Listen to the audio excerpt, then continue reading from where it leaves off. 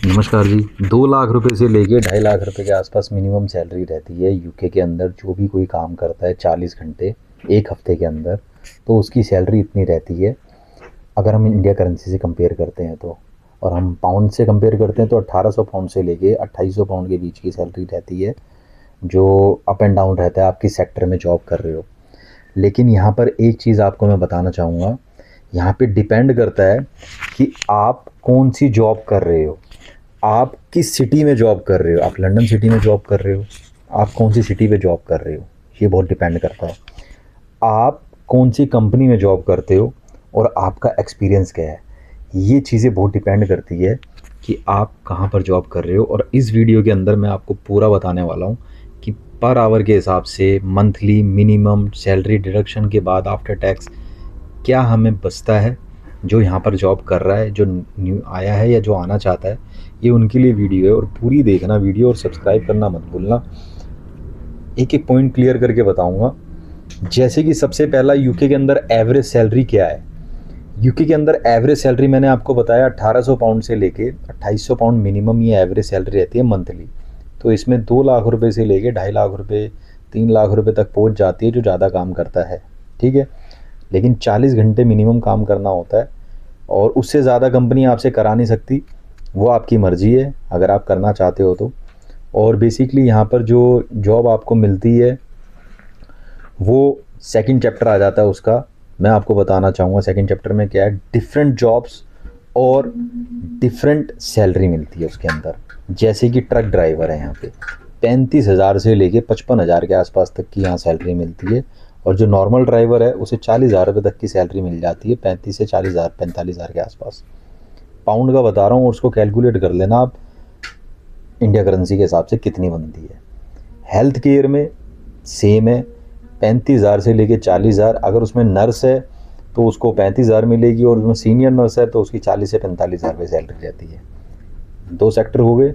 Third one is warehouse. Mostly student जब यहाँ पर आते हैं तो वेयर हाउस में जॉब करते हैं।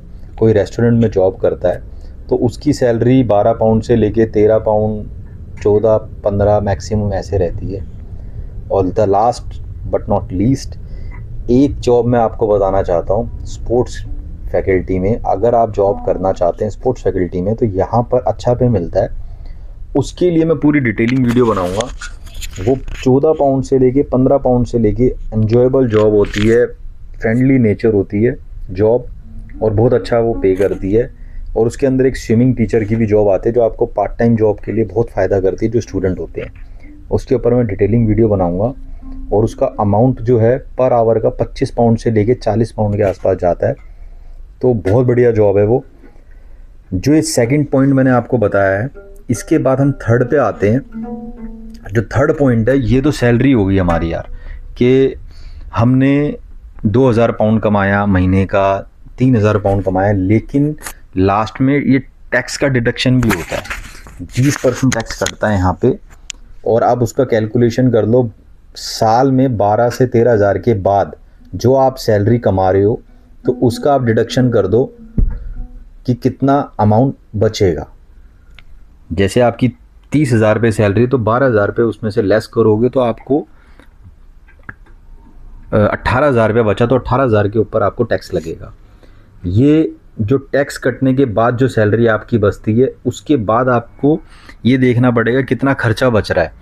और मिनिमम रेंट यहाँ पर अगर आप अकेले हो तो 400 पाउंड तो मिनिमम एक कमरे का लगता ही लगता है, जिसमें आपको शेयरिंग में रहना पड़ता है, ठीक है। फैमिली के साथ तो अलग हो जाता है, कहीं 1400, कहीं 1200, कहीं 1300, 1600 2 रूम का सेट रेंट आपको देना पड़ता है, ठीक है। ये तो जब आप खर्चा पूरा कर दोगे, जब आप देखोगे ना मंथली आपको बचा क्या, तो नील बटा सन्नाटा होता है कभी कभी। क्योंकि आपको 40 घंटे काम करना है, अगर वो मिल गया तो उसके बाद अगर वो काम नहीं मिला तो आपको स्ट्रगल बहुत करना पड़ता है। तो यूके आ रहे हो तो ये नहीं है कि यार हम जा रहे हैं तो पूरी कैलकुलेशन कर लेता है इंसान, यार इतने घंटे काम मिलेगा, इतने घंटे मैं कमाऊँगा, इतने बचा लूँगा, इतना तो रेंट निकल जाएगा। बहुत बड़ा इशू क्रिएट होता है। तो ये सब चीज़ें देख कर आना। मैं किसी को गलत गाइड नहीं करूँगा, क्योंकि वीडियो जो बना रहा हूँ मैंने, और पहले जब मैं यहाँ आने से पहले मैंने वीडियो देखी, सब टोटली मतलब गलत वीडियो, गलत गाइड करते हैं। जो मैं ये चीज़ बता रहा हूँ आपको बी ग्राउंड रियलिटी बता रहा हूँ, और ये मैंने जो भुगता है, जो मैंने यहाँ नोटिस किया है, जो मैंने ऑब्ज़र्व किया है, वो आपके लिए शेयर कर रहा हूँ। वीडियो अच्छी लगे तो प्लीज़ इसको सब्सक्राइब करना और आगे अपने फ्रेंड्स को भेजना। और जो यहाँ पर बच्चे जो काम कर रहे हैं ना, वो मुझे पता है वो बेचारे कितना एफ़र्ट लगाते हैं यहाँ पे काम करने के लिए। पैसा अच्छा है, नो डाउट।